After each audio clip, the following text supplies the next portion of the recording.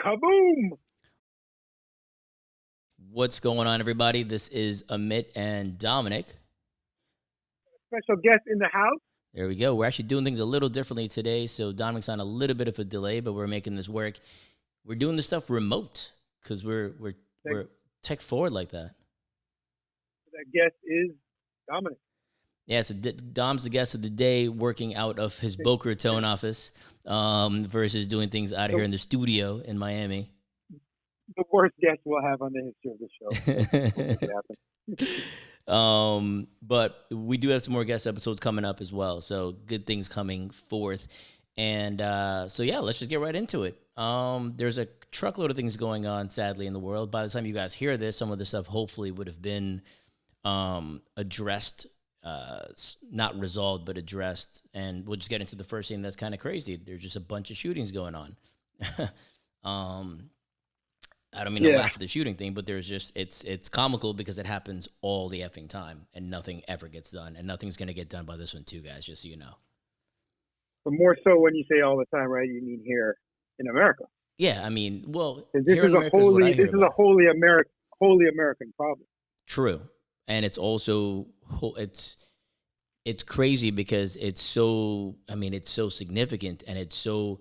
And then all you keep hearing is thoughts and prayers, don't take my guns because the guns didn't kill people, people kill people situation, which is a very humorous one. And now I'm actually seeing a bunch of chatter in general regarding the fact that, see, now Biden's going to go for the guns, you know, and again, the guns don't kill people, people do. But that whole concept is just annoying to me in general. But again, I'm biased because I don't own / care about guns.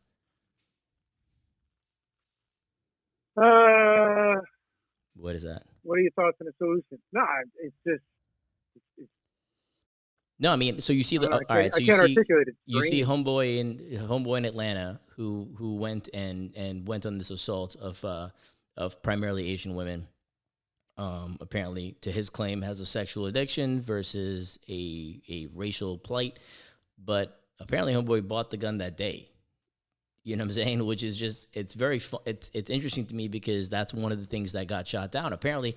And then similarly in Colorado, again, days later, homeboy went and bought a gun and got his gun and went into the supermarket and went on his rampage. And, you know, I've been reading, and apparently Colorado had passed a law where there was a whole background check and a significant waiting period, significance loose, but a waiting period, et cetera. And the NRA sued.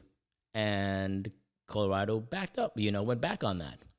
And now we have a situation that we have right now, right? Where homie got a gun in no time, did his stuff, whatever. And apparently background checks are apparently too much trouble these days. Like that's one of the sticky points. Like even in Biden's thing right now, that's one of the things. It's background checks and having the FBI do the background checks.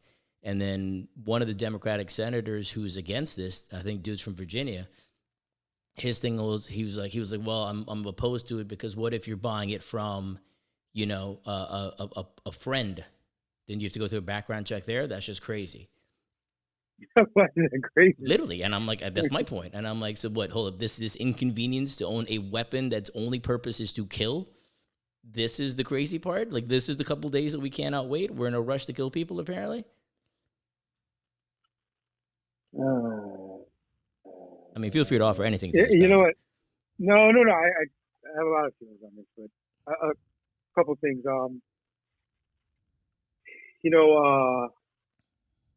Dan, my brother-in-law, actually mentioned me yesterday. I hadn't even thought about it. It's just a perfect example of the problem with politics. Because any bill that tries to get passed, it's never going to be just about this. They're going to try to put in other things, other provisions that have nothing to do with this. And then some Democrats are going to say it's needed. Republicans are going to say, well, you know, the gun reform could be needed, but this other thing is crap. And it always happens on both sides. It's ridiculous. If there's an issue, a pervasive issue, which are these mass shootings, then focus on just this. That's the problem with our politics. One of the myriad of problems with our politics. Yeah, I mean, what's it called? It's called the pork, right? Is the pork in the bill? That's the situation. That's like the phrasing that's used. And it's just crazy that so this has happened, right? So we've had 10 people. I mean, 10 people in Colorado, 8 people in So it's 18 people right there, more people than, and then this is on the internet too. So this is not an omit thought, but like, and then there's so much voter reform that happened immediately thereafter for literally less than a handful of cases of voter fraud that, if I'm not mistaken, were all for Trump. But either way, and then there's all these things where people are trying to change the voting rules and do whatever else because we can't have that, etc. Myriad of people died from this. Literally, I mean, I honestly cannot count because I know there's I'm gonna miss some mass shooting, and all mass shootings, by the way, in this situation, and nothing, literally nothing's been done. Yeah, I saw some crazy stat that you mentioned regarding the voter fraud. It's literally the smallest percentage thing you could ever imagine. It's insane. Like, it would have changed no election ever in history. To spend even 2 minutes on it is ridiculous. Bro, it wouldn't change friggin' prom king and queen. Like, nobody, it's so insignificant. You know what I'm saying? If you're in a school of a couple hundred, it wouldn't affect anything. That's how insignificant the number is. But again, rules have already changed. People have already gone in, changing rules, laws, et cetera, et cetera, et cetera. But guns, so, whoa, let's not what do you think about Second Amendment? What do you think about, are you thinking, because you and me aren't gun people, so I don't know what your thoughts overall on other people's ownership of guns. Look, man, I'm not... in general, you think... I mean, look, do I think anybody needs to own an assault rifle? No. Do I think anybody needs to own a grenade launcher? Nope. Do I think anybody needs to own any of these things? Again, the sole purpose of this entire device is to kill somebody. It was built to kill people. So do I need that in my household? No, but that's me.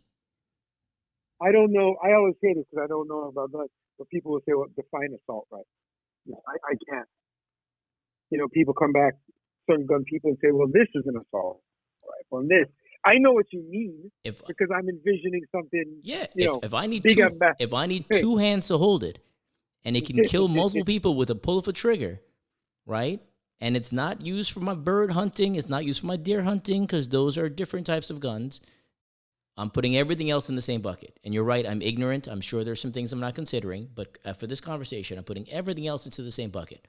Everything else, if you have a shotgun, if you've got a rifle with a scope for your hunting situation, if you've got a handgun for your protection in case of whatever, I mean, again, to each their own, right? But those things, I can see a purpose beyond the mass murder of mass killings.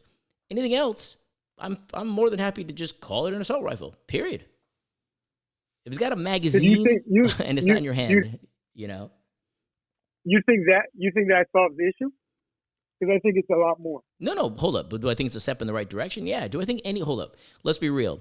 None of these, literally nothing that has been done by our government regarding, but not ours, any government regarding any of these new rules, regulations, et cetera, that will come down and it's always reactionary, by the way. Anything that's done reactionary off the bat will not solve the problem, whatever the problem may be. It'll always be something that works towards maybe remedying, maybe minimizing the problem, aiding in preventing it in the future, but it's never a solution. But it's always, why not work towards a better situation versus trying to find a 100% solution? So this to me is like, hey, if I take away some of the things, at least a strong word, if homie wants to go into whatever store with a handgun, the hope is he doesn't kill as many people, if anybody. With an assault rifle, like, or assault whatever, like, you can be ignorant John Doe and hold the trigger and you will get some people. So there'll be collateral damage. Here's what we kind of get. I'm going to go out on a limb here. I'm not Google it. But I'm going to say overall gun homicides, are probably the highest or one of the highest in the world as well. So even if we eliminate that problem, we still have a pervasive Correct. Issue, but we've at least taken away some of the things. Agreed. Hold up. But then, okay, but now, okay. I think it's got to be bigger. But we also know it'll never be bigger. Like, literally never be bigger. I mean, meaning a bigger solution will never exist. I had I wish I remember who years ago where somebody said could be a generational approach.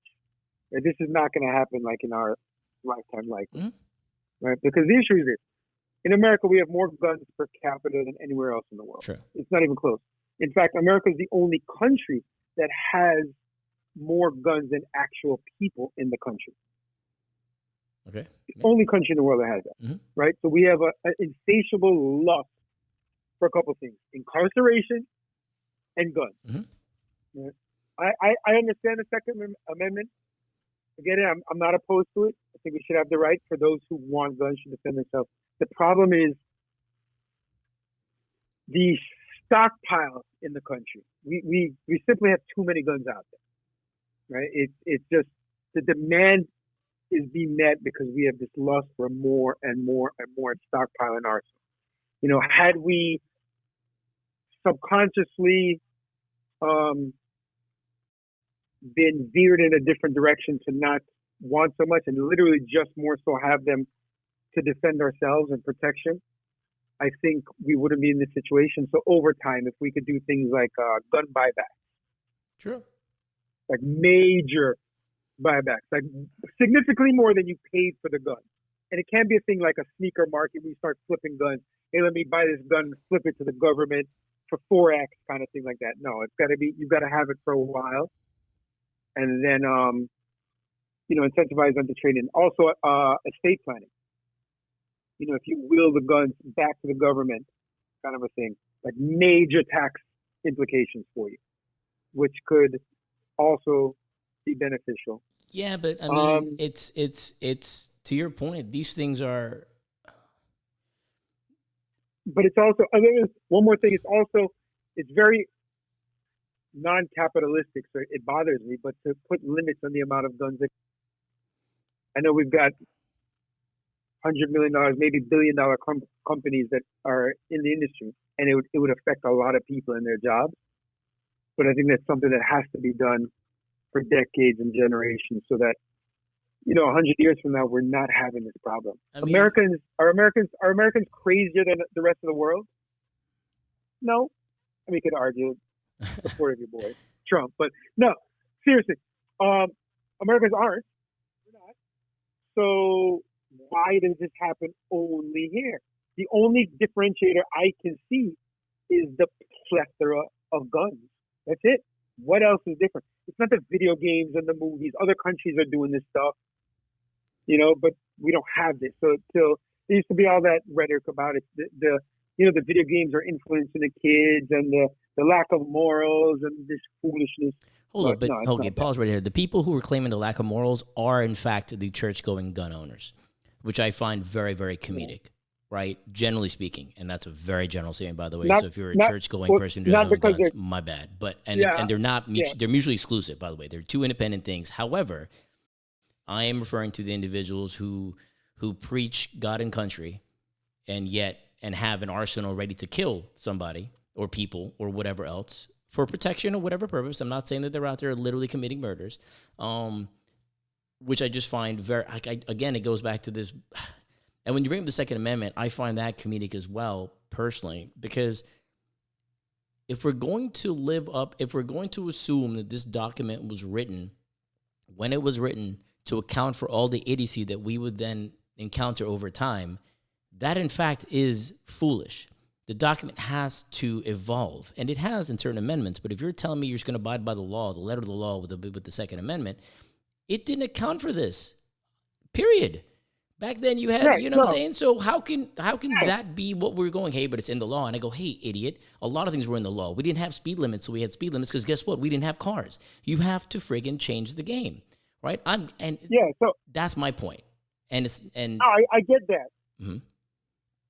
So I agree. So when people say, but it's Second Amendment, it's my God-given right, I disagree with that. I agree with it in concept, but not because it was written, because it was also written that there was slavery. It doesn't mean things can't, to your point, that things can't change and evolve. This is my point. So I'm not saying, people say, well, the founding fathers made it, so it must be so. I disagree with that, but I agree with it in concept of one's right to defend themselves and have it with certain limitations. And then my other issue is this becomes... Maybe that's it. Go ahead, sorry. No, go. No, go. Well, no, I was saying this obviously becomes a very partisan issue, right? And it becomes very Democrat-Republican. And as you said before, I'm an independent because I think both parties are just ridiculous. But in this particular scenario, as it relates to, and you brought it up earlier in regard to the fact that if we limit anything related to guns and people may lose their jobs, and so not may, probably will, if we find a way to minimize or slow down or whatever, impede the gun market from growing, then by default you will have unemployment related to the gun industry. So I get that. Similar, right? So Republicans will always go, well, no, you're going to lose your job. But I find it very interesting that Republicans, again, very general statement here, when it comes to things that are simply things that we just know better about, things that we've just outdated, things that Dom's showing up to you on the camera, things that we know are just outdated, i.e., hey, coal, let's keep coal going. So come on, guys. I mean, I understand there's jobs there, but this is your opportunity to say, let's not sit there and prop up an industry, or let's not sit there and tell people or give people comfort in the fact that their jobs are going away, but in fact, help them get other jobs. Help them change the game, because you have to, because their job will be gone. So you have coal, you have fossil fuels, you have, in this situation right now, you have guns. You have all these things that, for whatever reason, Republicans are diehard about keeping going, because, again, the only goal right now is every friggin' couple years, 4 years, is to make sure that they can maintain their power, i.e. elections. And if you are short-sighted enough, which apparently we as a collective are, to only look at the now, you are in essence doomed to fail everything. And even it goes back to this pandemic research stuff, right? Everybody's like, hey, a pandemic's coming. By the way, this went back to even before, but included W. So this is not, that part wasn't partisan, except till your boy Trump came in and decided to just kibosh the whole thing because he's the smartest idiot out there.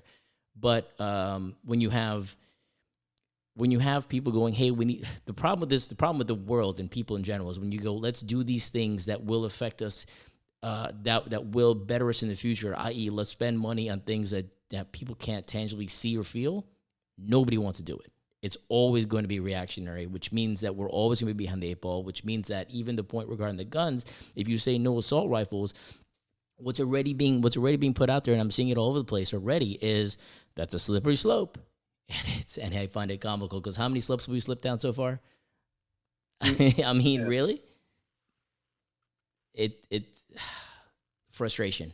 And again, I'm biased. I know this because I'm not a gun owner. Have I shot a gun? Yes. Do I enjoy going to the gun range? No. I've shot a gun a couple times, and quite frankly, I don't get it, so it's not really my thing.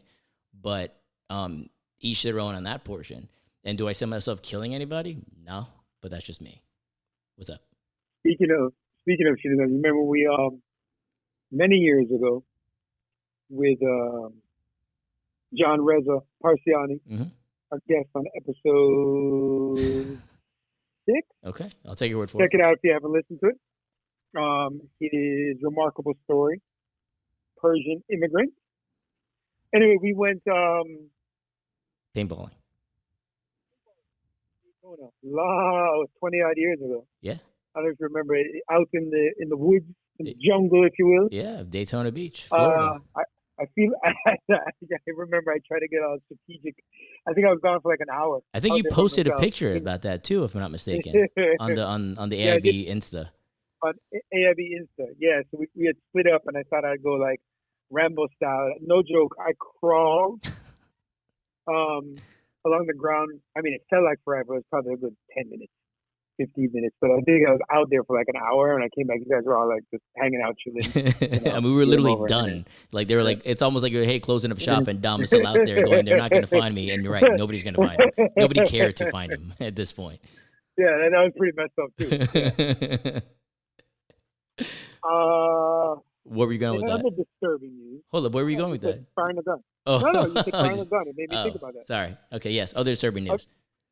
You wanted to talk about something we had actually addressed. We had a special edition IGTV episode. Check it out on Instagram.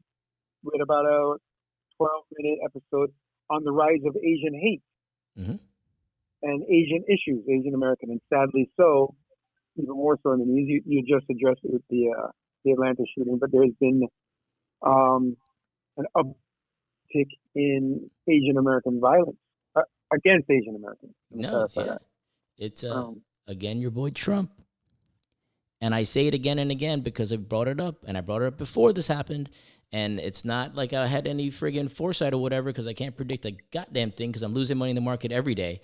But what I can tell you is, if you friggin' go out there and you say dumb-ish like this, which homie has done repeatedly, and you call people out, or not call people out, when you associate negative things with a particular race, gender, etc., you got yourself problems. Right? When people said women weren't smart enough to do X, Y, and Z, you create yourself problems. And it creates its own, crap, I can't remember the words slipping right now, but it does no benefit to anybody when you associate these things with people, because it's not true. Plain and simple. It's just not true, right? And then you create, and then it's funny, people go, I'm not racist, but I don't want to get sick. I'm like, well, idiot, if you're assuming this person is sick because of a certain race, then you are in fact racist. That's what that means. It's just that simple. Then maybe you're racist against that one person, this one situation. And it may not have been in your thought process at all, but then idiots say stuff that's stupid and bad things happen, right? And and again, this is not something that's going to stop either, by the way. It just is. There have been many a bill. There have been many a conversation about this. And now it's funny because now everybody cares. Now I want to talk to Jeremy Lin. I want to talk to these people, whatever. And I want to be woke. I mean, it's just reactionary, man. And that's the reaction bothers me the most. Like with everything, there's no, and speaking of reaction, Dominic and I were just talking about this a second ago. So I don't know if you guys have seen with the NCAA. Now, I don't even care about basketball, men's or women's, as it relates to college. I just could give a crap, but I'm in the minority there as well. The women's basketball facility, women's gym, that was set up for the NCAA tournament, was like, mate, worse than the Radisson down by the street. Like, I mean, it had like, you know what I'm saying, like 10 weights, 10 dumbbells, something like that, like legit. That's it, and a bench. So to clarify, this is for, because of COVID this year, March Madness, which is, for those of you who don't know, it's the NCAA tournament. The women have one and the men have one. And traditionally, they're dispersed throughout the country. You play in one area, if you win, you travel to another, and there's different areas. But because of COVID, all of the women are in one city, all of the men are in one city. And unfortunately so, in many women's sports, they're underfunded in college, like disproportionately so. But this isn't the colleges themselves. This is actually the NCAA did this ridiculous. And they're not underfunded.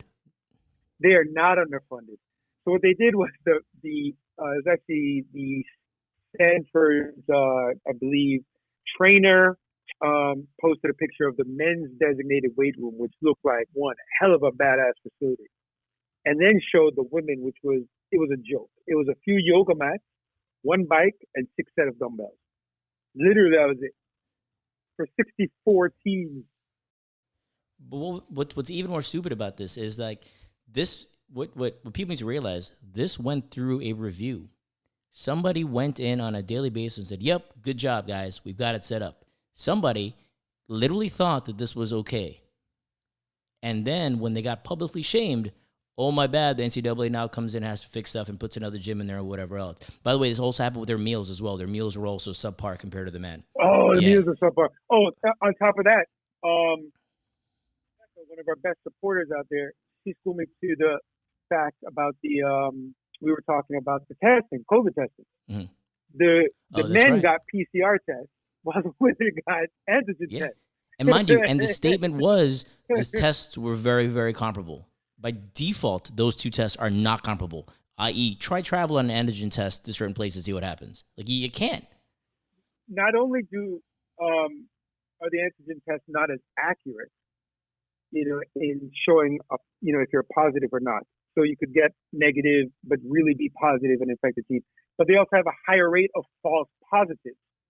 So if a woman takes it, gets a false positive, guess what? She's out. The whole team's out. It's so messed up. And this is not just, for a few of them, it's their future livelihood, but it's the love of their lives. We're treating them differently. It's staggering. But it goes back to what we've always talked about, and I do say ad nauseum, that everything is based on a certain demographic: straight, white, male, minority, gay, female. That all gets pushed to the back.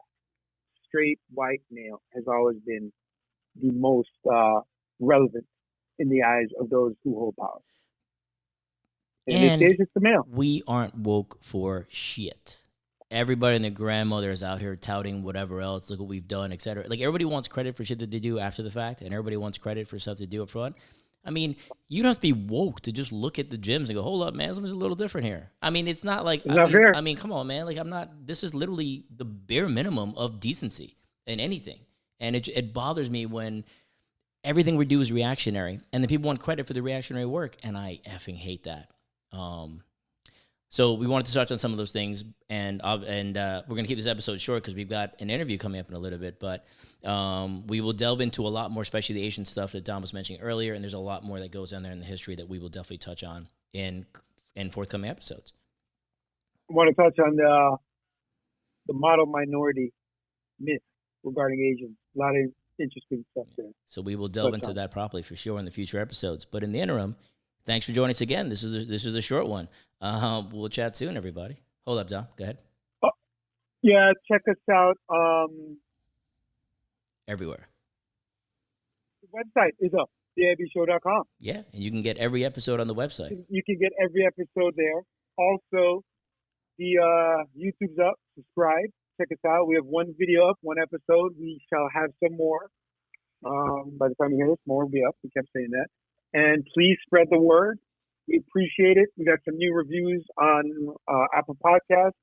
It helps getting the message out there. So rate, review, subscribe. Do the same on YouTube, Spotify. Follow us, Facebook, Instagram. Oh, TikTok. Yeah, we're going to do some TikTok videos coming up. We got some TikTok stuff. Nothing's up yet, but by the time you hear this, it will be up. Yeah. Maybe rock a snap. We'll see. Much love, everybody. Justice over order. Be better. Take it easy, God. Talk soon.